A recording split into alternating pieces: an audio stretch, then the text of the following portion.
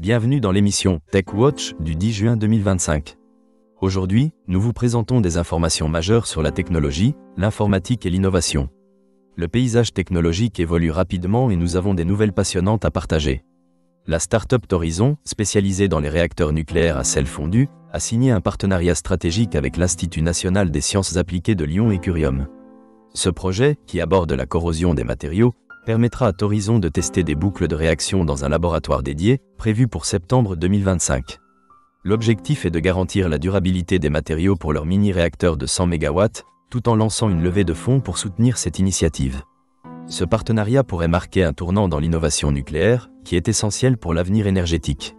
Microsoft a également innové en annonçant le lancement de ses premières consoles portables, les ROG Xbox Ali et Ali X, en collaboration avec Asus.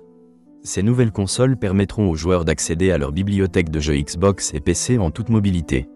Bien que les détails concernant le prix et la date de sortie restent à confirmer, ces consoles devraient être disponibles pour les fêtes de fin d'année, promettant une expérience de jeu inédite pour les utilisateurs en déplacement.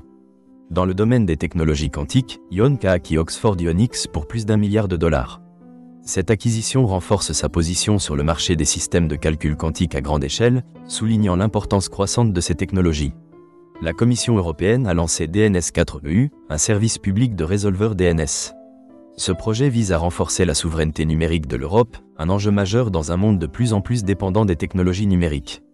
Qualcomm a également annoncé l'acquisition d'AlphaWave Semi pour 2,4 milliards de dollars, consolidant sa position dans les technologies de connectivité à haut débit, qui sont essentielles pour l'intelligence artificielle et les centres de données. Cet investissement témoigne de l'engagement de Qualcomm à rester à la pointe de l'innovation. En ce qui concerne les mises à jour de Microsoft 365, l'entreprise restructure son calendrier de mise à jour, incitant les entreprises à adopter des déploiements mensuels. Cette décision vise à intégrer plus rapidement les innovations liées à l'intelligence artificielle dans ses applications. Un rapport du cabinet LHH indique que le marché de l'emploi dans le secteur des technologies de l'information montre une stagnation des salaires, avec des augmentations limitées. Seuls les professionnels des données et de la cybersécurité connaissent une conjoncture plus favorable.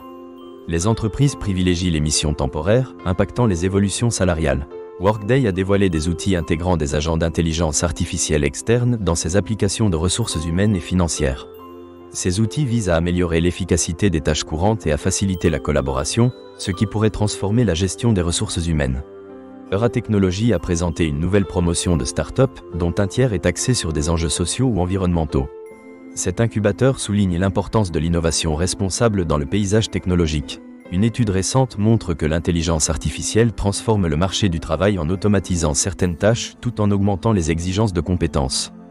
Bien que l'intelligence artificielle puisse réduire certains emplois, elle crée également des opportunités dans des rôles nécessitant des compétences humaines spécifiques, un équilibre délicat à maintenir.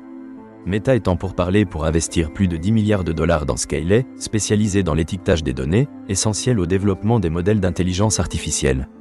Cependant, des préoccupations concernant les pratiques salariales de Scailey pourraient influencer la décision finale.